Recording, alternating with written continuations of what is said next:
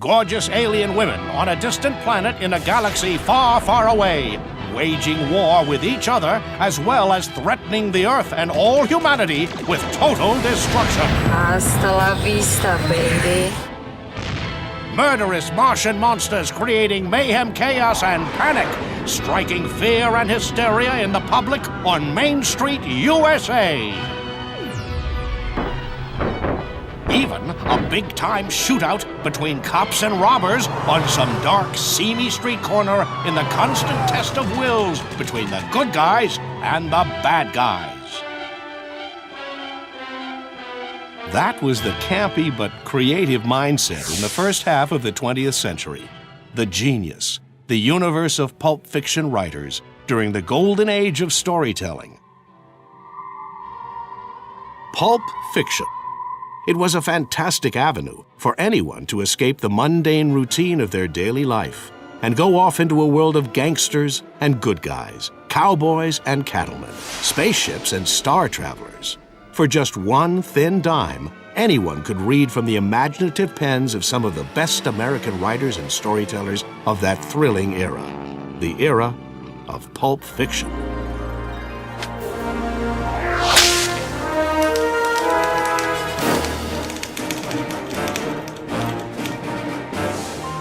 Well, I think it's important that people really understand the importance and significance of the golden age of pulp fiction, 20s, 30s, 40s, and even beginning of 1950s. Because a lot of what people see right now and come to see in the various movie theaters, Indiana Jones, that's Doc Savage.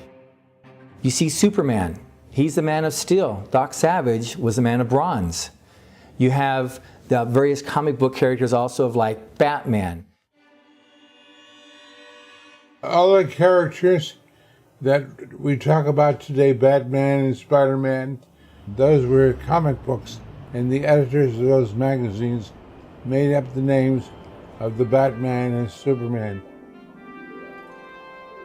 The superheroes that we see on film now, like Spider-Man, Batman, a few years ago, Superman, etc., all came from comic books.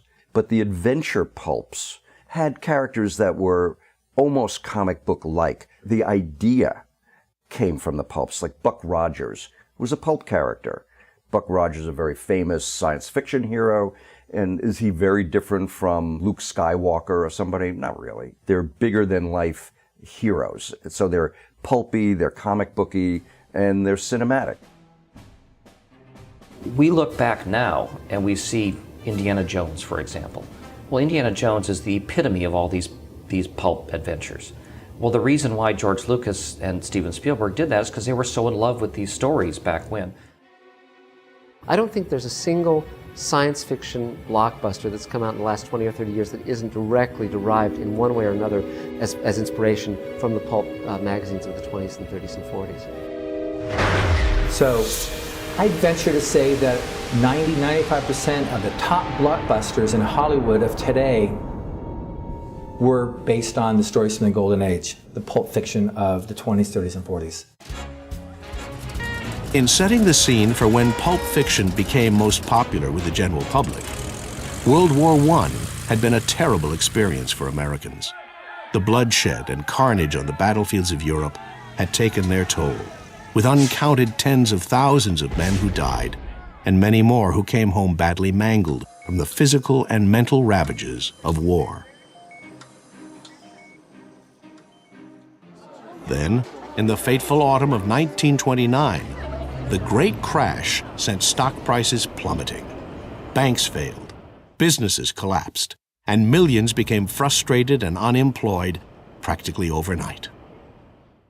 By 1932, the full measure of the human misery that unemployment entailed meant that just about every household in America had no breadwinner, no income, and no hope. The world, as it had been known, was falling apart, and no one seemed capable of putting it back together, which caused massive dissension, protests, and rioting. People desperately wanted and needed to escape the realities of their own lives.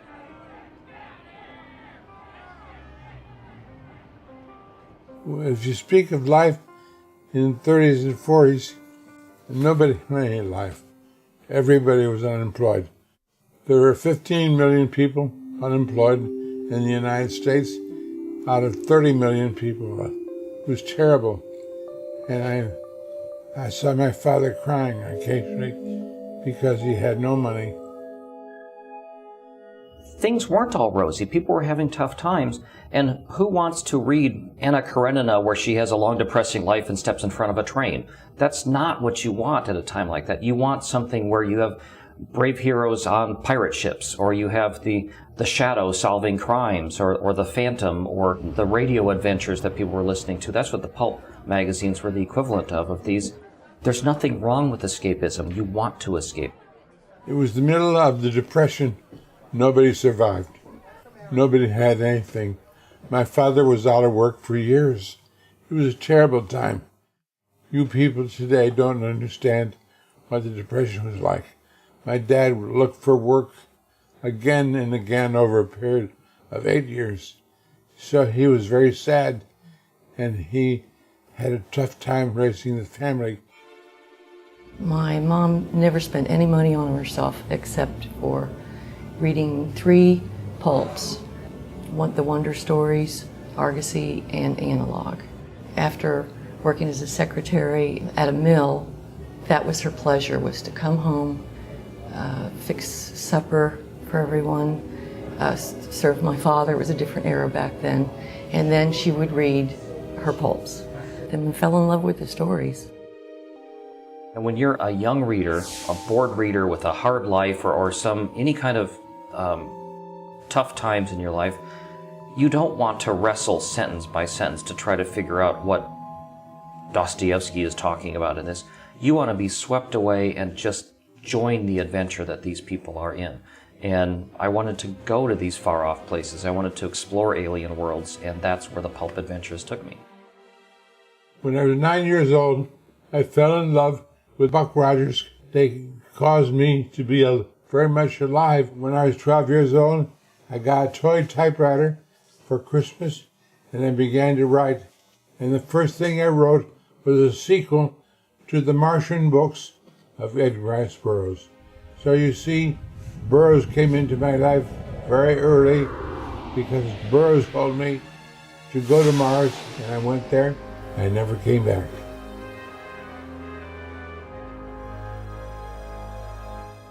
It wasn't until after World War I, and more especially during the Great Depression, that to satisfy the hunger and need of the masses to escape their harsh realities, there was literally an explosion of cheap magazines at every newsstand, containing a wide variety of spicy, fantastic, mind-boggling, fanciful tales, which was given the term pulp fiction.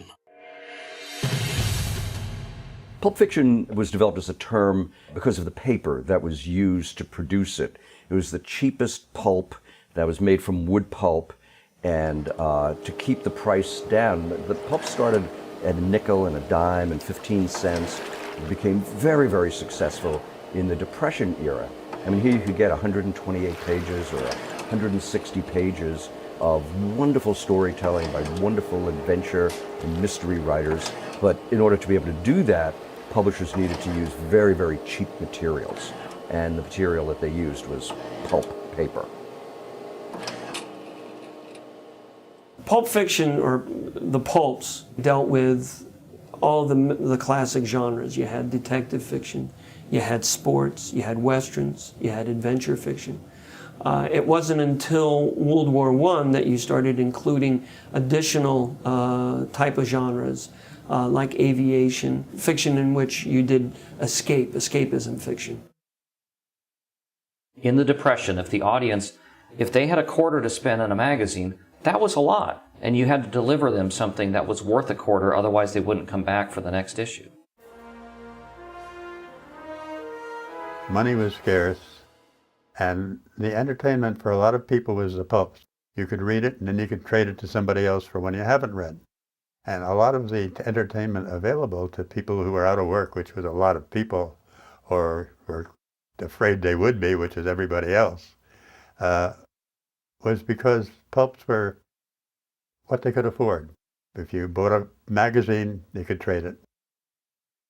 The one thing that differentiated the pulp magazines from the slicks. Slick magazines would, if it was a detective magazine, would have a lot of highbrow detective fiction. You had your Sherlock Holmes. In the pulp magazines, you had the down and dirty detectives.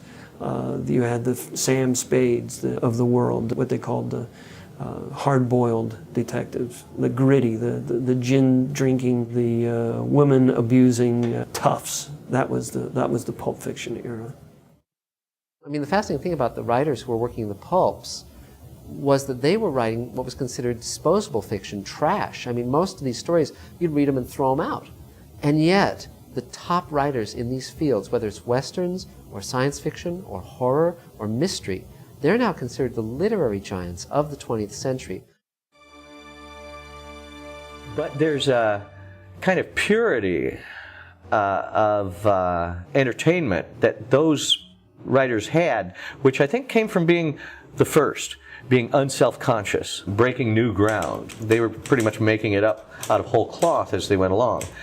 But to neglect those writers, to figure you won't find a lot of fun and entertainment, would be to needlessly impoverish your reading. After all, people like modern adventure stories, but you can't beat Robert Louis Stevenson or Mark Twain. The pulp era is also a reflection on history. The pulps themselves were not written, obviously, in a vacuum. The authors were pulling stories out from the times that they were living in, the down and dirty type of material. Those classic stories never go out of vogue. I think if anybody wants to know something about the history of American literature in the 20th century, you would have to understand the pulps, because the pulps were the breeding ground for so many writers. It's where a beginning writer with very little experience, he could produce a lot of stories because there was this tremendous need for a lot of fiction. And many of them then went on to become far more important, far more serious writers than their work showed in the pulps. With the explosion of pulp fiction magazines during those difficult years in America came the tremendous demand for writers of all kinds. And during those days, any work was better than no work at all. As things turned out, some of the 20th century's best-known authors got their start writing for the pulps. Writers like Raymond Chandler, Dashiell Hammett, Earl Stanley Gardner, L. Ron Hubbard, Carroll John Daly, and Walter Gibson are only a few of the notables that handled such staples as action, adventure, westerns, and romance. They represented the greatest explosion of mass entertainment via the printed word that a thrill-seeking public had ever experienced. Other notable pulp magazines later specialized in topics such as science fiction.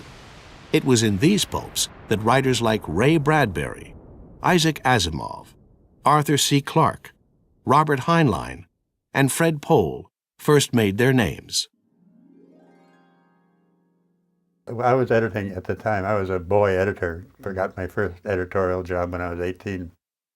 I had two magazines, one called Astonishing Stories and one called Super Science. Spent a lot of time as an editor of one thing or another. And I was a literary agent for several years. At that time, I had no agent, and I sent my short stories to an agent named Fred Pohl. He hadn't begun to publish yet as an author, and he sent my stories back and refused to represent me. I try to forget about that. I was a pretty good literary agent, but I didn't manage to make a profit. I nearly went broke doing it. A lot of writers that we know today as famous and important, significant literary figures got their start in the pulps. The most obvious example are people like Raymond Chandler and Earl Stanley Gardner and Dashiell Hammett. But there are other writers like Edgar Rice Burroughs, who created Tarzan. That's where beginning writers would get their first material published. They made very, very little money.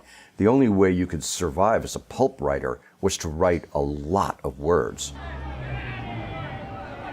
With the harsh economic conditions facing the whole country, these writers had an equally difficult time in balancing their writing with survival.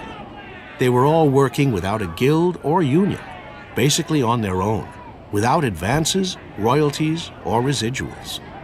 Truthfully, most didn't make it, but some did. Back in 1939 and 1940, you got a half-cent a word, maybe a penny a word, occasionally 2 cents a word, so there was not much money. And my first story I sold to Thrilly Wonder Stories, and I got $15, and it made me very rich that week. I was selling newspapers on a street corner at the time, so I felt very rich and very famous. A lot of these magazines weren't in very good financial shape, and the editors couldn't even pay the authors after they had turned things in. I mean, Hugo Gernsback, the editor of Amazing Stories, was notorious. You would get paid a quarter cent a word on threat of lawsuit because people would turn in their stories, but he would make excuses and not pay for it. I think the public today should know about the pulp fiction era because the money was so little that we couldn't survive. We had to have other jobs in order to be able to write for the pulp fiction. And all the magazines were not paying any decent money, so there's no way to survive. My first year I made $15. The second year I made $45 in the whole year. In the third year I finally made $200 in the whole year. So I was poor for a long time.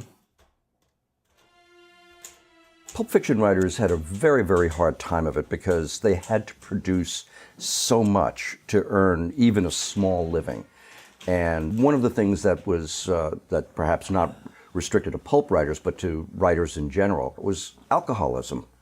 And a lot of pulp writers would sit down with their bottle of bourbon and drink and write and drink and write. And some died early because of their alcoholism. Some died so poor that they vanished from the face of the earth. Nobody knows really what happened to them. The few that made it big are still read today and much loved, but those are really the exceptions. In the 30s, to be a pulp fiction writer almost called for a lot of physical stamina, because in order to make even a minimal living, you had to write about 1 million words a year. You had people like Murray Leinster, Lovecraft, Robert E. Howard, who somehow, even in that frenetic, demanding setting, did write stories which today are still a lot of fun. And one of the most prolific of those writers was L. Ron Hubbard.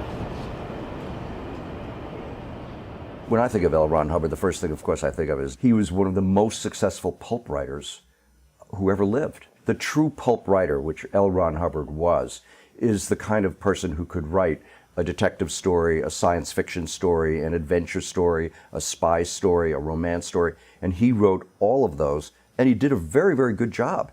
He was really good at it.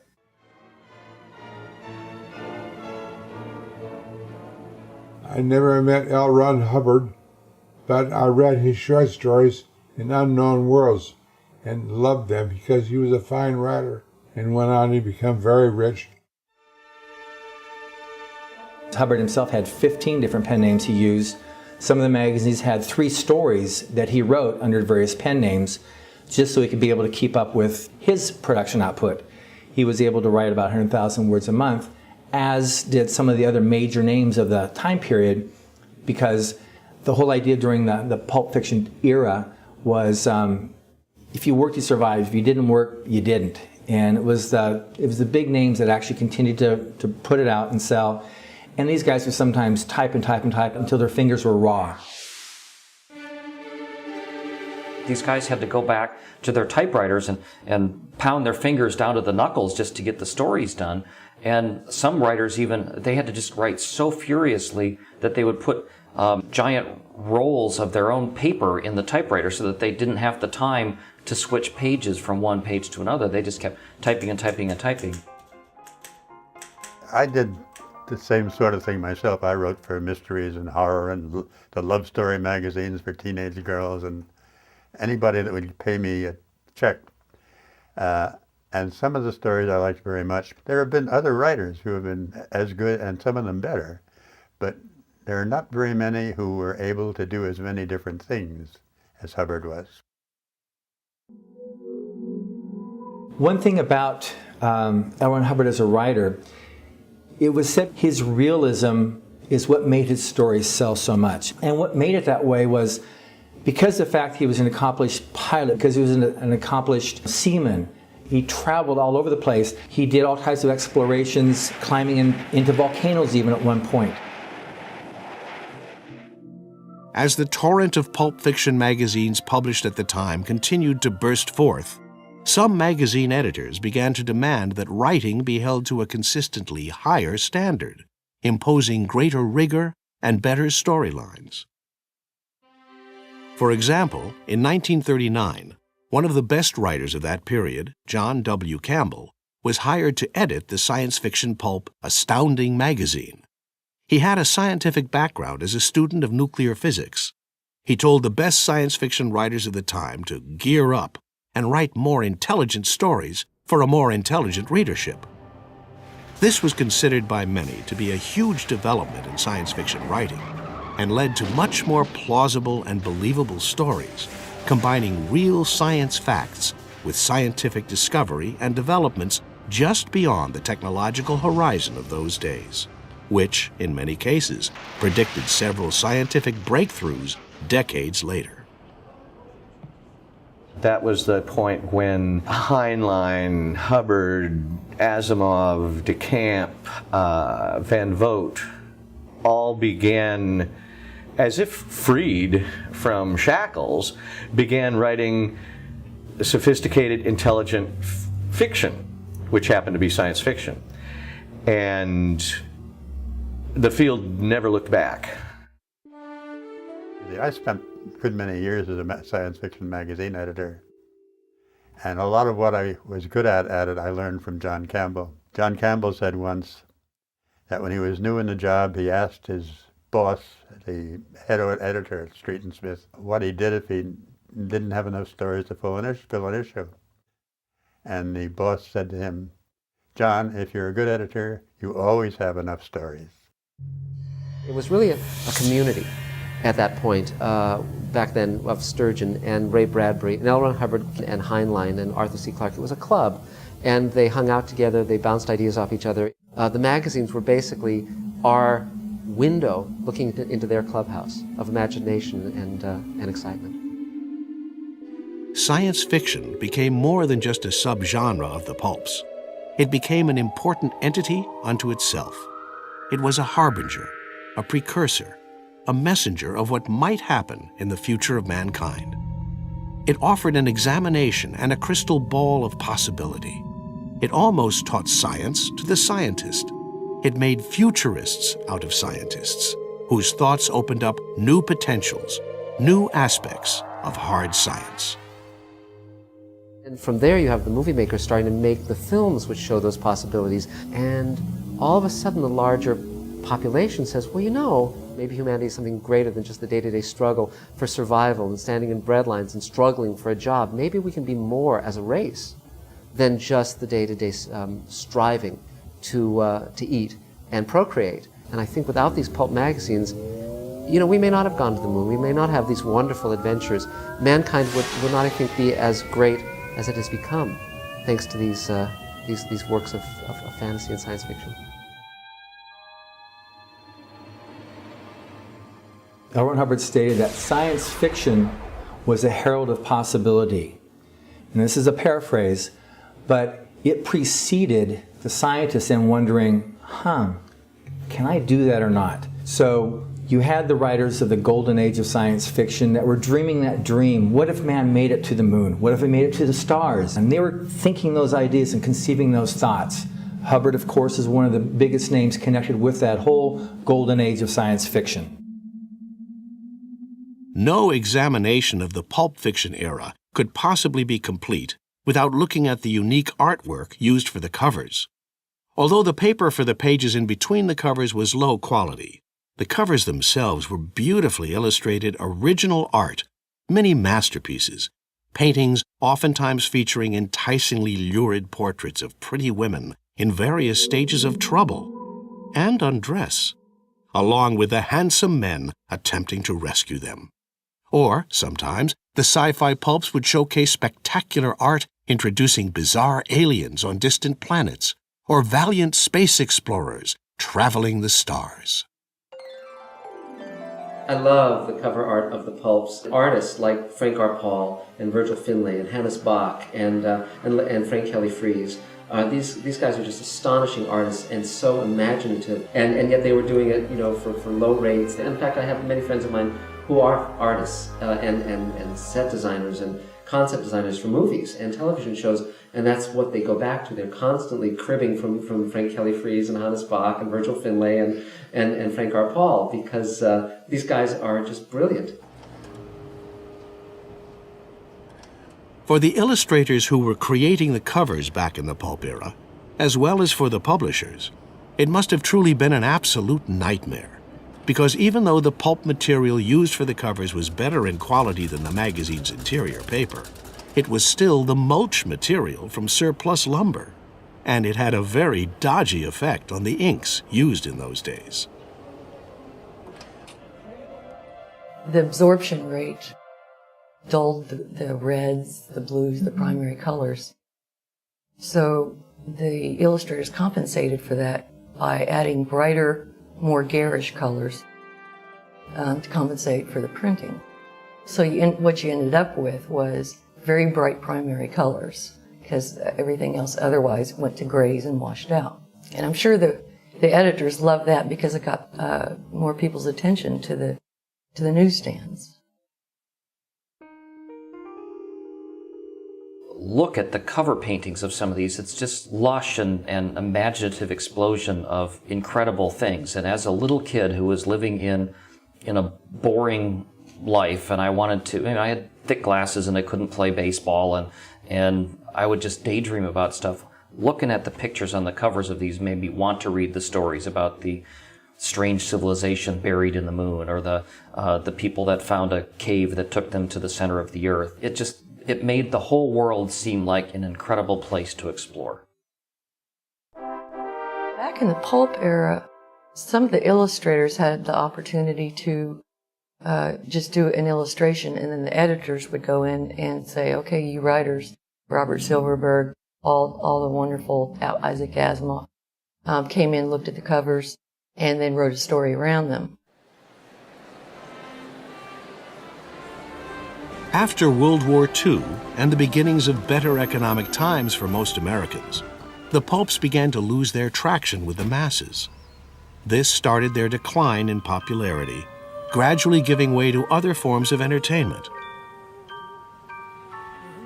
When we talk about the decline of the pulps, there are a lot of reasons for it, but the overwhelming cause of the death of the pulps was the advent of the mass market paperback. Now, films were very popular in the Depression era, and when radio was also very, very popular for many, many years. TV came along. Everything nibbled away at it. Once you have lots of choices for your entertainment time, entertainment dollar, then you could see where there'd be a little nibbling at the edges. But really, it was the mass market paperback that doomed pulps. Many of the pulp publishing companies simply closed their doors, while others, like the Spicy Group, went from publishing pulps into comic books. And although comic books eventually sold in the multi-millions after World War II, the publishing companies still put out the old-style pulps because they were so much cheaper to produce. The pulp publishers spent less on their paper, so it was a much cheaper avenue to continue, which is why they did, and some of them eked out a living until the very end. But by and large, the magazines started dropping off the newsstands in the mid to late 50s and was completely gone by the early 60s. As the pulp fiction magazines consolidated or closed down entirely, only the best of those writers who had proven themselves under the harshest of conditions and in the fiercest of competition could still keep on publishing.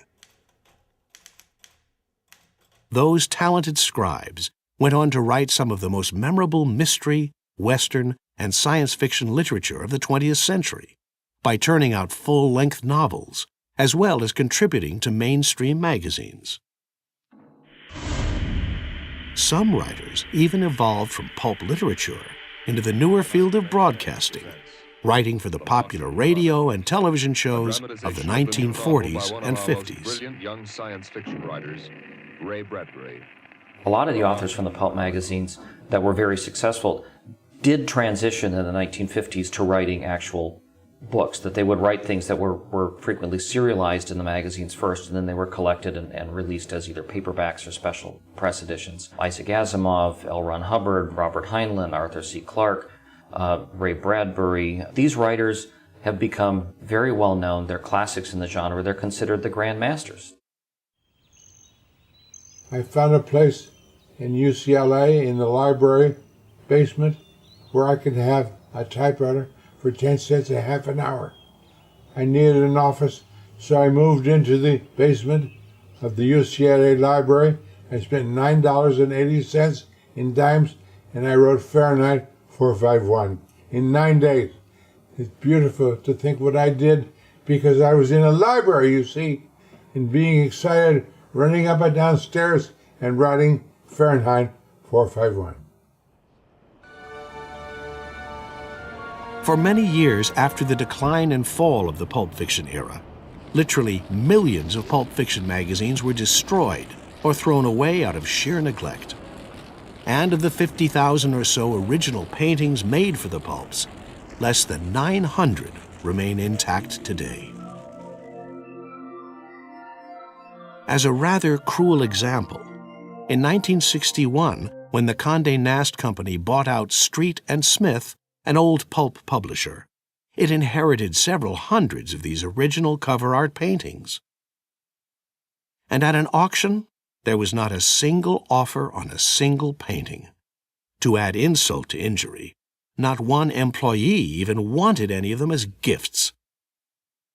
So they were all simply thrown into the trash, discarded, and destroyed. Original paintings that would be priceless on today's market. Similarly, the pulp writers of the era were generally forgotten and neglected, until a resurgence of interest began in the 1980s and 90s, not only for the old artwork and magazines, but also a fresh appreciation for the writers themselves and their extraordinary storytelling skills.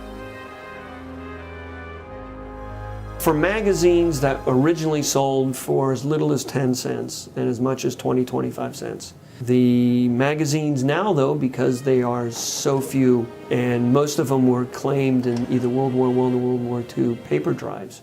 So you can find magazines now that sell for $500, $700, $1,000. Like the original October 1912 All Story, which included the very first Tarzan of the Apes, Edgar Rice Burroughs. I've seen sold recently in auctions for as much as $50,000. Pulp fiction is coming back in two different ways. One is that the great classic stories that were published in the pulps in that era between the two world wars, especially when they had their most successful time, and are very, very popular, both with nostalgic old guys who read them then and liked going back to that era, as well as kids, young people who were finding that the excitement and the fast movement of those stories is very appealing to them. Conservatively, I'd say there's about 15,000 pulp magazines currently in my inventory. As far as between selling original pulps and reprints and everything else, literally there is tens of thousands of that go through my hands in any given year or two. We're definitely experiencing a resurgence in sales of these stories right now. Possibly it's because of the current state of affairs of the economy, the similarity between the Depression, the 20s, 30s, and 40s, when The economy's collapse. There was, the various problems with unemployment. You have those same things going on right now. But there's also maybe a return to what those stories had to say, and how they had to say it. You had a simple storyline. They were maybe a word that's not used so much these days, moralistic, without being moralistic.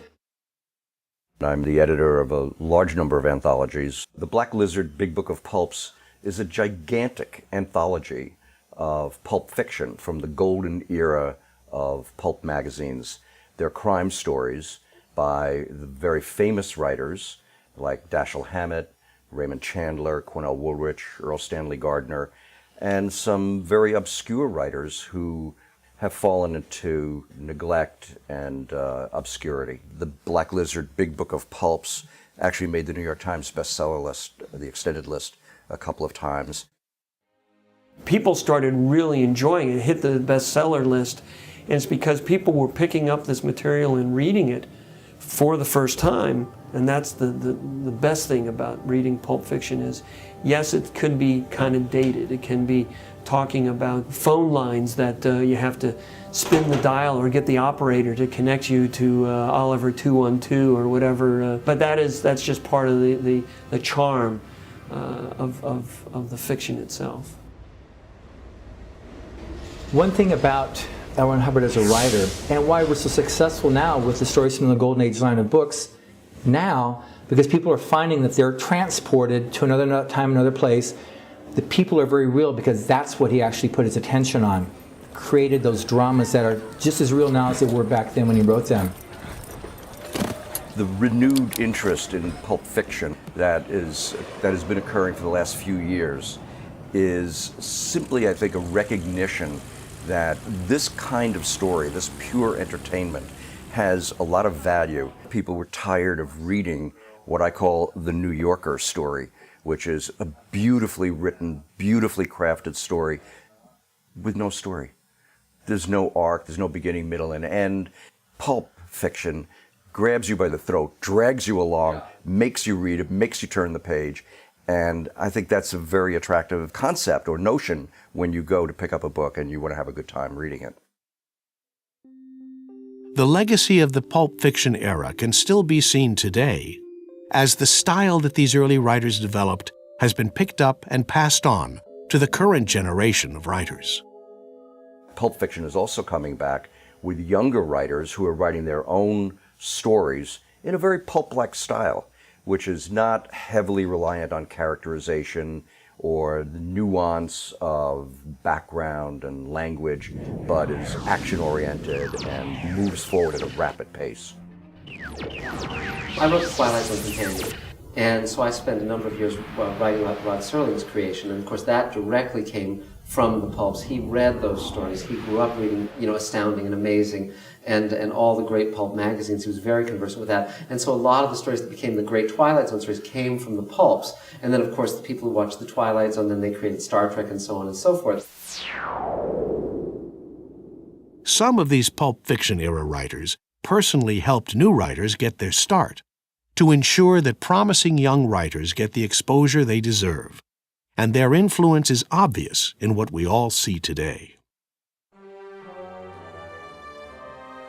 The answer to helping writers is to set them examples and to tell them what to do. I have a saying, do what you write and write, love what you write and write what you love. And don't think about writing, jump off the cliff and build your wings on the way down. That's the way I help young writers. That's what I teach to young writers. You must be in love with what you do. It must never be for money. If it's for money, forget it. You'll never make it.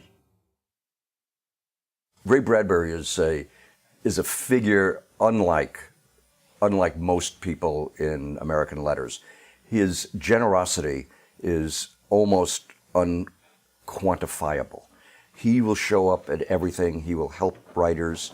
I know of at least 2 writers whose very first books he took the manuscripts and helped them rewrite it. This is something he didn't need to do.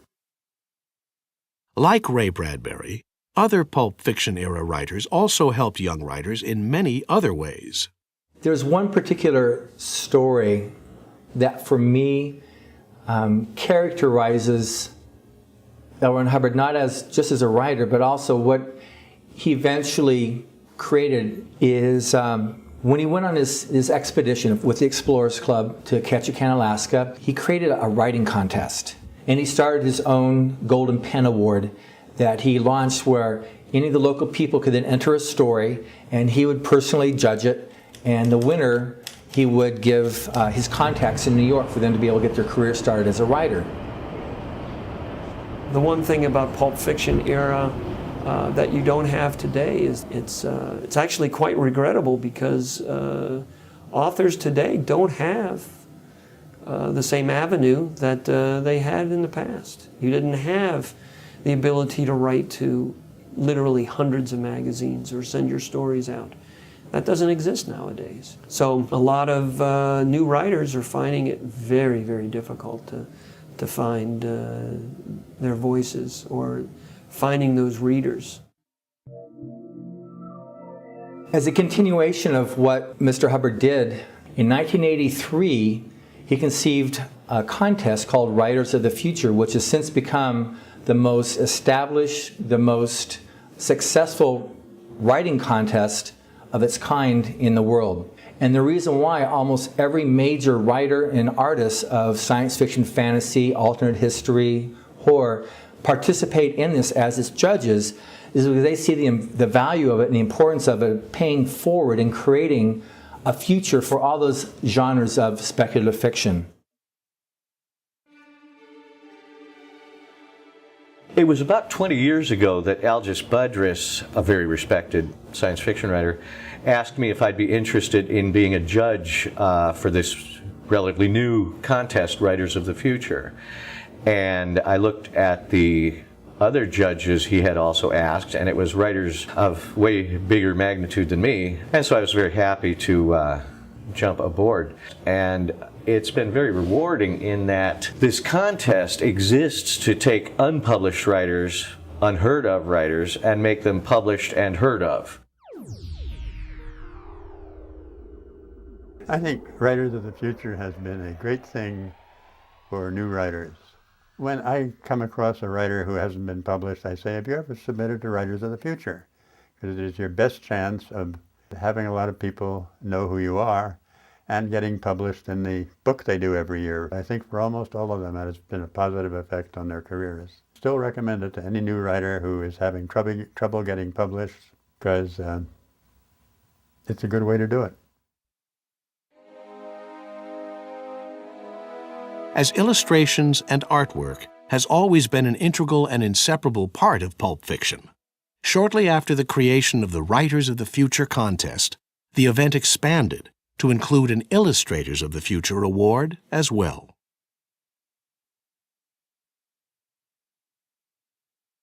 Ron and I started out as judges at the very beginning of the L. Ron Hubbard contest for the illustrators, which started a few years after the writers contest. And from there, we developed a workshop for a few days. We can disseminate so much useful information on art directors, publishing houses, techniques. The winners already know how to draw, so we give them information that can help their careers.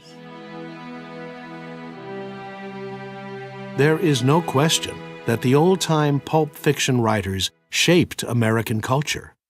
They invented iconic characters who live on in our collective hearts and imaginations. Even popular literature, from best-selling authors to underground wordsmiths, owes a lot to the pulps as the breeding ground for so many authors. The pulps gave rise to inventors of such beloved genres as the Western, hard-boiled detective, spy thriller, science fiction, horror, legal thriller, crime fiction, and romance. And they are still around in a number of different forms. The pulp fiction magazines themselves transitioned and evolved and have faded away. But the pulp fiction era itself just evolved and changed. The whole philosophy, the whole mindset of a wonderful escapism, taking you away to amazing places, is certainly alive and well. I mean, I think you would look in the movie theaters and look at Star Wars is a perfect example. It's a movie, but it is just unabashed pulp science fiction. And Indiana Jones is unabashed pulp entertainment. A lot of those stories are still around. All the stuff that I wrote for Word Tales, $15 a story, are still around in Dark Carnival and the October Country, which is still around today. Those are all pulp stories that I wrote when I was 21, 22, 23, and 24 years old. The golden age of science fiction may have been in the late 30s and early 40s. Other people have said the golden age of science fiction is when you're 12, and that may be true also. So in a sense, that was the golden age, but I would not have missed it for anything. Pulp fiction is always still around because people need that kind of entertainment. And as a writer who is maybe the second, third, fourth generation from these people who created a lot of the stuff, I'm glad to continue providing some of the entertainment for that. There is a renaissance of sorts today for the pulp fiction era, with not only renewed interest in collecting the old pulp fiction magazines, as well as stories reprinted into anthologies, but also current generations of storytellers are writing in the old pulp fiction styles. With such a surge of interest in these pulp fiction writings, a publishing company is even transitioning the stories of pulp fiction heavyweight L. Ron Hubbard, applying the latest technological advances. This includes the conversion of his stories onto audiobook CDs, putting them onto iTunes and iPods, and preparing for the next generation of entertainment in an effort to get and keep all generations interested, just like they were during the original pulp era of the 20s, 30s, and 40s. My orders is that we get this to Shunkeen on Saturday. So when we created these audiobooks along the lines of the radio theater of the 30s and 40s, it brought a whole new dimension to storytelling because they are so able to convey that and transport you to that time period. Whatever format we're going to have down the road with stories, I know that Mr. Hubbard's books are still going to be part of that because they rely on the people. It's this person dealing with this person, and that doesn't change over time. These pulp fiction writers of the golden age of storytelling still live on in our collective hearts and imaginations. People would go to see Star Wars and Star Trek, and they had no idea where these things had come from. That if not for John Campbell and Astounding or Hugo Gernsback and Amazing, you wouldn't have Star Trek, you wouldn't have Star Wars. And they were the revolutionaries. And sometimes when you're starting out as a revolutionary, it's a revolution of one. Ultimately, you're going to turn the world to see what you see. And that's what these guys did. Whether a brand-name legend or an obscure, forgotten author, the pulp fiction era represented a treasure trove of the craft of writing. Learning about its joys and its secrets is equally satisfying for historians, students, fans of pop culture, and yes, even serious readers of literature. You know, when you're writing for the love of it, it's all-consuming. You don't have a choice. I mean, you have everything else that you do in your life is feeding that. They didn't have a choice, these guys. They just were bursting with creativity and love and imagination. I'm so glad the writing that these men did in the 20s and the 30s and the 40s and the 50s is still with us, to be enjoyed, to be cherished, to be something we can pass on to our children and grandchildren. Gripping plots where heroes dare make you feel though you were there. Characters jump out from the page, stories from the golden age. Westerns from the Texas plains, surreal you feel you're at the range. Bullets flying fast and I better dodge the lead or you might get shot. But stories from the golden age, compelling you from page to page. Vivid and bold, they must be told. Stories from the golden age. Stories on planets far. Start your journey to a star. Creative tales of future worlds, shaping what tomorrow holds. Adventures from the seven seas, so vivid you may feel the breeze. Buccaneers who fight for glory, drawing you into the story. Where stories from the golden age, compelling you from page to page. Vivid and bold, it must be told. Stories from